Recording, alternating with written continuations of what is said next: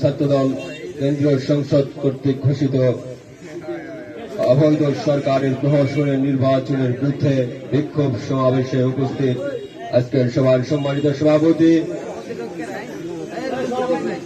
উপস্থিত বাংলাদেশ জাতীয়তাবাদী দল বিএনপি বরগুনা জেলা শাখার সিনিয়র যুগ্ম সাধারণ সম্পাদক মাইনুল ইসলাম মাইনুদ্দিন ভাই, উপস্থিত আছেন বাংলাদেশ জাতীয়তাবাদী দল বিএনপি বরগুনা জেলা শাখার সংগ্রামী সাংগঠনিক সম্পাদক জনাব হুমায়ুন হাসান শাহিন, উপস্থিত আছেন বাংলাদেশ জাতীয়তাবাদী ছাত্র দল বরগুনা জেলা শাখার সংগ্রামী সভাপতি ফয়জুল মালিক সজীব, সাধারণ সম্পাদক নুরুল ইসলাম রনি, সহসভাপতি মাসুমুল্লাহ ছোট্ট, মেহেদী হাসান রনি, সিনিয়র যুগ্ম সাধারণ সম্পাদক আকবর হোসেন প্রিন্স, বরগুনা সদর উপজেলা শাখার সদস্য শ্রী ইমরান হোসেন, কলেজ শাখার সভাপতি সাধারণ সম্পাদক সহ বিভিন্ন ইউনিটের নেতৃবৃন্দ সবাইকে আমার সংগ্রামী শুভেচ্ছা। প্রিয় নেতৃবৃন্দ, আপনারা নিশ্চয়ই অবগত আছেন এই অবৈধ ফ্যাসিস্ট হাসিনা একটি প্রহসনের নির্বাচনের মাধ্যমে অনির্বাচনী সরকারের পরবর্তী সময়ে একটি সাজানো নির্বাচনের মাধ্যমে ক্ষমতা এসেছিল।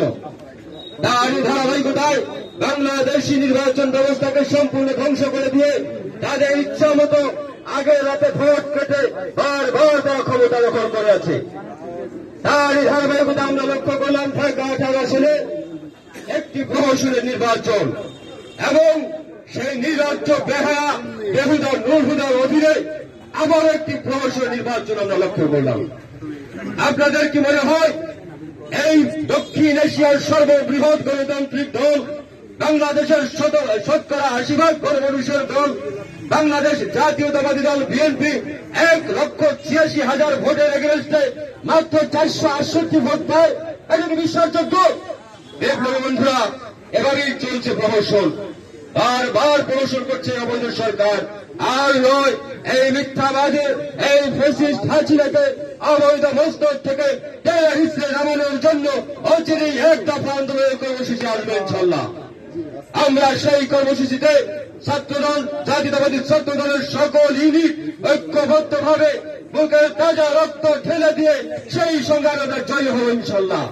বন্ধুগণ, আগামী সংগ্রামে ঐক্যবদ্ধভাবে চাপিয়ে পড়ার আহ্বান জানিয়ে আমি আমার সংক্ষিপ্ত বক্তব্য শেষ করছি। আল্লাহ হাফেজ।